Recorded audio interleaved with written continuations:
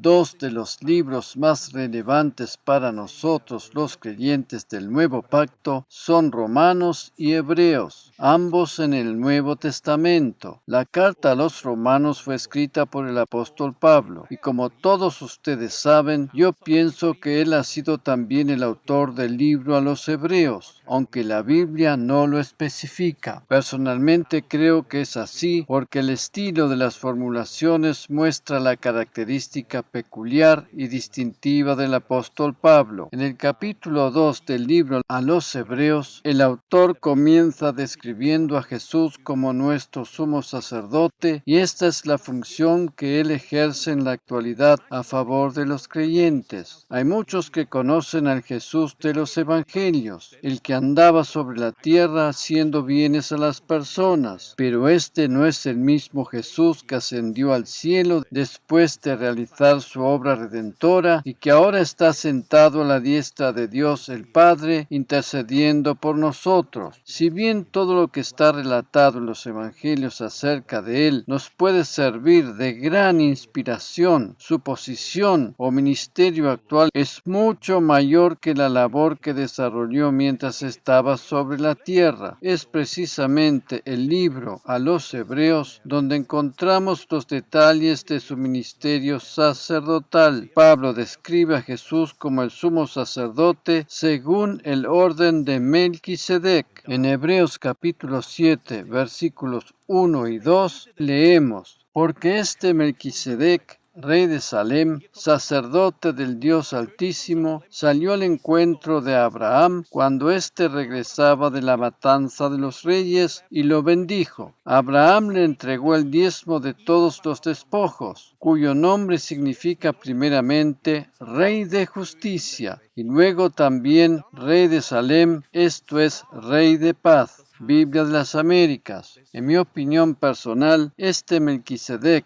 rey de Salem, que salió al encuentro de Abraham para bendecirlo, era una prefiguración de Jesús en el Antiguo Testamento. Algunos creen que este era un ser humano normal y solamente un personaje tipológico o simbólico que indicaba hacia la persona de Jesús. Si bien esta interpretación es bastante plausible también, yo personalmente creo más bien que era una aparición anticipada o prefiguración de nuestro Señor Jesucristo. Es decir, yo creo que Él se presentó delante de Abraham con un cuerpo humano. De una y otra manera, y dejando de lado las especulaciones sobre su identidad, las pocas veces que la Biblia hace mención a Melquisedec, lo hace en relación a la persona de Jesús. Como acabamos de leer, el nombre Melquisedec significa Rey de Justicia. Hay un pasaje en el Nuevo Testamento muy conocido por casi todos nosotros, el cual habla de la justicia divina. Este se encuentra en Mateo capítulo 6, versículos 31 al 33, donde leemos las palabras que Jesús mismo les habló a sus discípulos. Por tanto, no os preocupéis diciendo qué comeremos o qué beberemos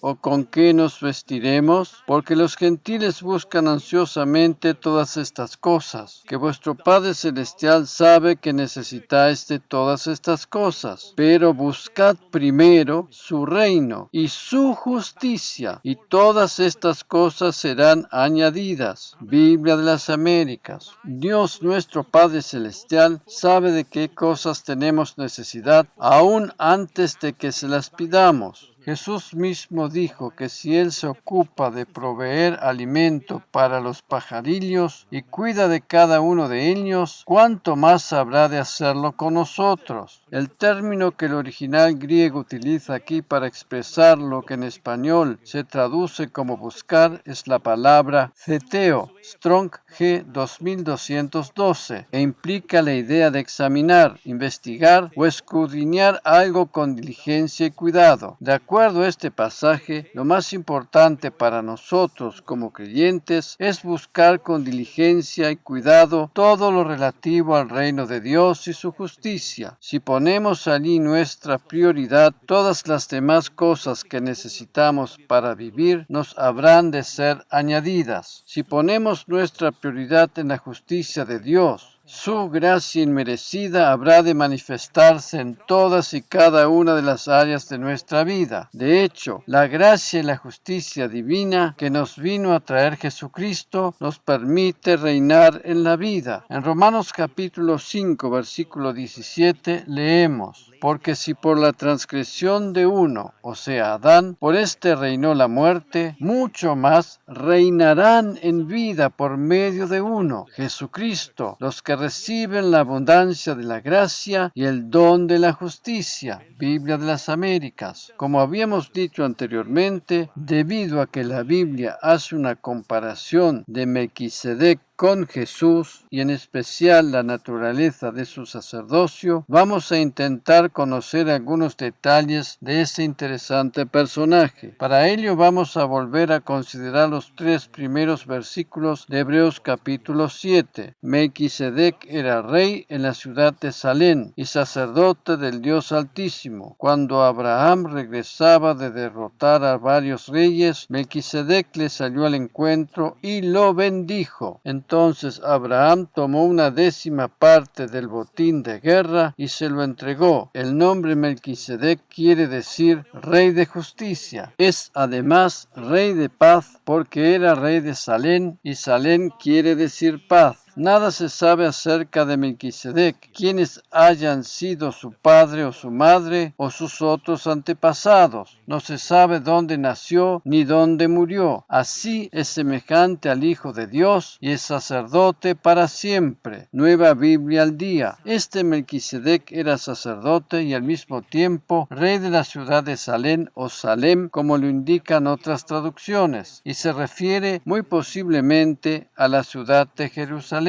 Jesús es actualmente nuestro sumo sacerdote que intercede delante de su Padre a nuestro favor, y pronto vendrá por segunda vez para reinar sobre la tierra. De hecho, en la actualidad, Él no solo es nuestro sumo sacerdote, sino el Rey de nuestros corazones. En el milenio su reinado se hará visible en toda la tierra. Jesús siempre nos bendice. Él jamás habrá de maldecirnos. La expresión para siempre en relación al reinado de Melquisedec se refiere a que sirvió como sacerdote a Dios de por vida. En algunas oportunidades, cuando la Biblia utiliza las expresiones eterno o para siempre, se refiere a un periodo de tiempo muy extenso y no necesariamente a la eternidad propiamente dicha. A diferencia del sacerdocio araónico, que fue establecido en el tiempo de la ley y que era temporal, y estaba limitado a un determinado periodo de tiempo, máximo de 25 años, Melquisedec ofició de sacerdote toda su vida. La traducción Reina Valera actualizada expresa el versículo 3 de la siguiente manera: sin padre, ni madre, ni genealogía, no tiene principio de días ni fin de vida, y en esto se asemeja al Hijo de Dios, en que permanece sacerdote para siempre. El original griego utiliza aquí el término agenialogetos, Strong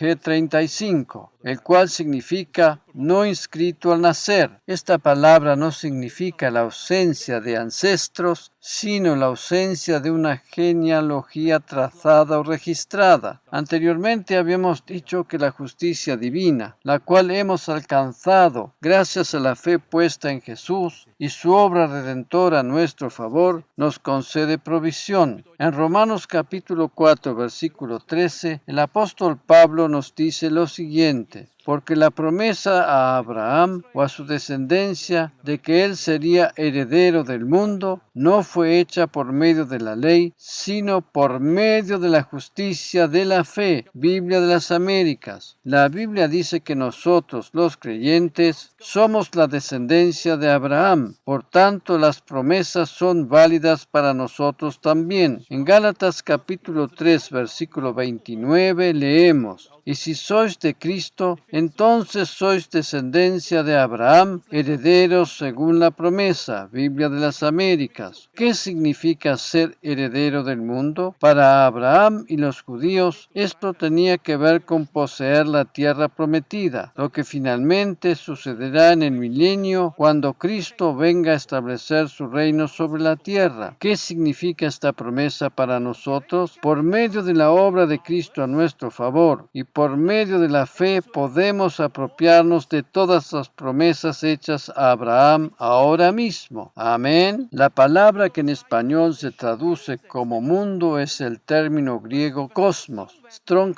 G 2889, y también significa atavío o adorno. Este término es utilizado también en el pasaje de 1 Pedro capítulo 3, versículos 3 y 4, y que vuestro adorno no sea externo, peinados ostentosos, joyas de oro, vestidos lujosos, sino que sea el yo interno, con el adorno incorruptible de un espíritu tierno y sereno, lo cual es precioso delante de Dios. Biblia de las Américas. En resumidas cuentas, cuando Dios le prometió a Abraham y por ende a nosotros también ser heredero del mundo, significa que incluye todas las cosas que necesitamos para nuestra vida aquí en la tierra. Eso es precisamente lo que hace la justicia divina en nuestras vidas. Cuando ponemos la prioridad en el reino de Dios y su justicia, todas las cosas que necesitamos para nuestra vida sobre la tierra nos habrán de ser añadidas por su gracia. Eso es, nada más ni nada menos que ser heredero del mundo. Hay quienes critican el término prosperidad en relación al Evangelio. Sin embargo, es precisamente el Evangelio el que trae bienestar a nuestras vidas. Dicho sea de paso, el término prosperidad es sinónimo de éxito y favor, y eso es precisamente lo que Dios desea para nuestras vidas. Es interesante notar que, al comienzo de la creación, la Biblia hace referencia al oro. Esa palabra aparece por primera vez en Génesis capítulo 2, versículos 10 al 12. Y del Edén salía un río para regar el huerto, y de allí se dividía y se convertía en otros 4 ríos. El nombre del primero es Pisón. Este es el que rodea toda la tierra de Ávila, donde hay oro. El oro de aquella tierra es bueno. Allí hay bedelio y ónice. Biblia de las Américas. Todo lo que Dios ha puesto en el mundo es bueno. Es más, Él solo puede hacer cosas buenas. El término hebreo que se traduce como oro es la palabra zahab. Strong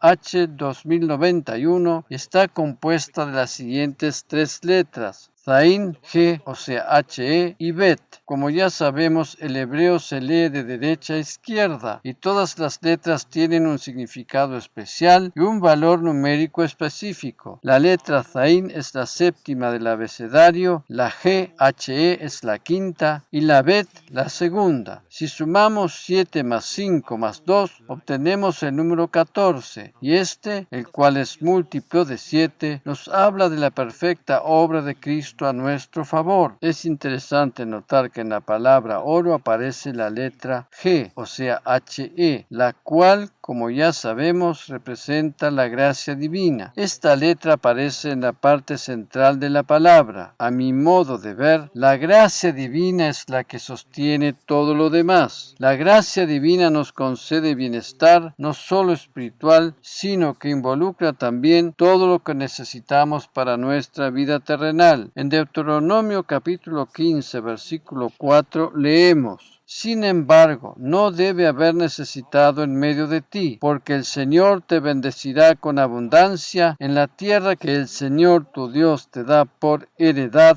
para que tomes posesión de ella. Reina Valera actualizada 2015. Dios desea bendecir a los suyos con abundancia para que nadie pase necesidad. Y si esto era así bajo la ley, ¿cuánto más hoy bajo el pacto de la gracia? Amén. La voluntad de Dios es que tengamos todo lo que necesitamos. Él jamás desea que sus hijos sufran escasez o necesidad. Es más, la pobreza proviene del diablo, porque ésta hace sufrir a la gente. Nosotros, como iglesia local, creemos firmemente en la provisión divina y en un Dios que desea el bienestar de sus hijos. Y esa es la razón por la cual tratamos de bendecir financieramente a tantos otros ministerios. En este versículo que acabamos de considerar, encontramos el deseo del corazón de Dios. Él es un Dios bueno y desea lo mejor para sus hijos. Repito, si esto era así bajo la ley en el antiguo pacto, ¿cuánto más lo será ahora bajo el nuevo pacto, el cual es mucho mejor que el anterior? La pobreza no forma parte del plan divino. Por el contrario, Dios desea que el ser humano salga del estado de escasez y necesidad.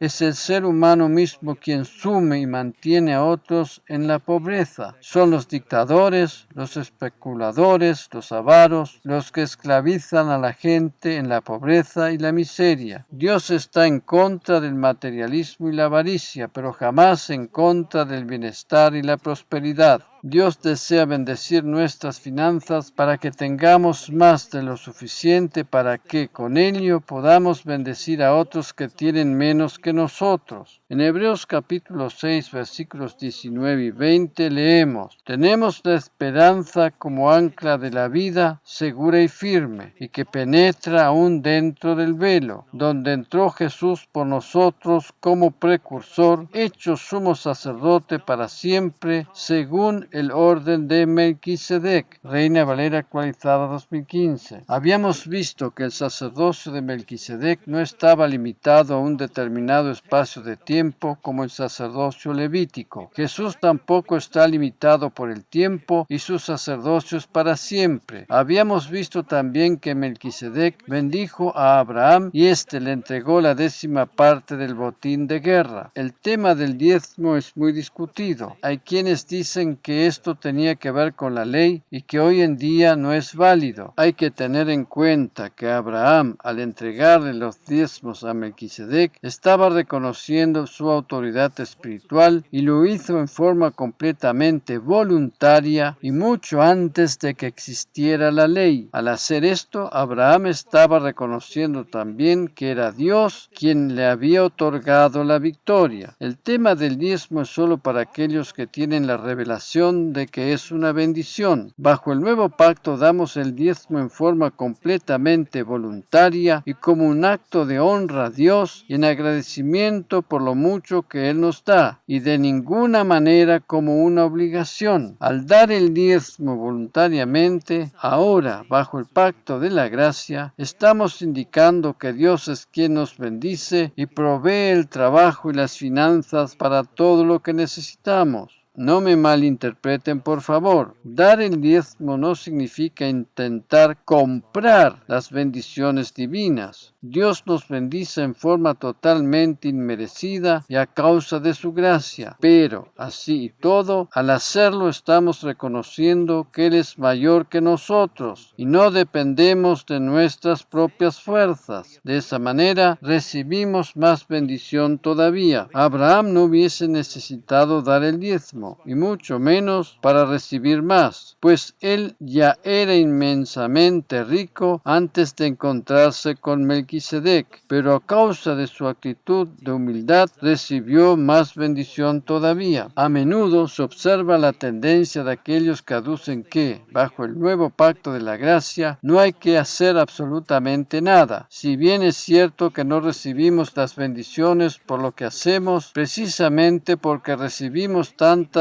bendiciones en forma completamente inmerecida, es que deseamos demostrar nuestro agradecimiento con nuestros hechos. Naturalmente que no tenemos que hacer nada para recibir la salvación. Sin embargo, el reino de Dios no se edifica por sí solo, sino que se necesitan obreros dispuestos a entregar parte de su tiempo y de sus finanzas. Aquello que no nos cuesta absolutamente nada, no le damos el valor que se merece. Cuando reconocemos que dependemos de Dios más que de nuestra propia fuerza, nos mantenemos humildes y firmes en la fe y la confianza en en Él. Si pudiera dar un consejo a la gente joven sería que aprendan a depender de Dios para todas las cosas. Hoy en día, especialmente la gente joven, y a causa de la influencia de los medios masivos de comunicación, se cree que todo se logra de inmediato. Sin embargo, debemos aprender paciencia y confiar en el proceso. Cuando ponemos nuestra confianza en Dios, su Espíritu obra en nosotros de manera paulatina, constante y segura. No nos desanimemos en medio del proceso. Mantengámonos confiados en Él y habremos de ver los resultados. Amén y amén.